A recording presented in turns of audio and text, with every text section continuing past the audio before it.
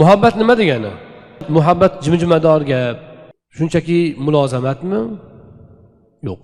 Muhabbat qalbning ishi. Ahabba deb arablarda asli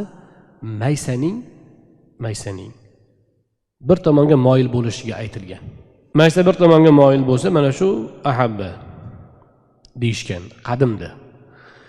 Keyin kishining qalbi bilan birovga moyilligini shunga tashbih qilishib, muhabbatni ahabba fe'li bilan ifoda qilishgan.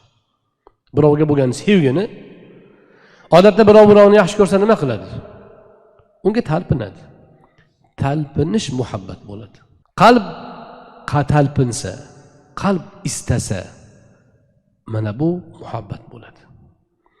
Mo'min musulmon odam, mana bu odam musulmon desa, mo'min desa, shunga qalbi ana shunday moyil bo'lish, ana shunday unga talpinishi bilan u keyin unga muhabbatli hisoblanadi. Va shunda u mo'min bo'ladi.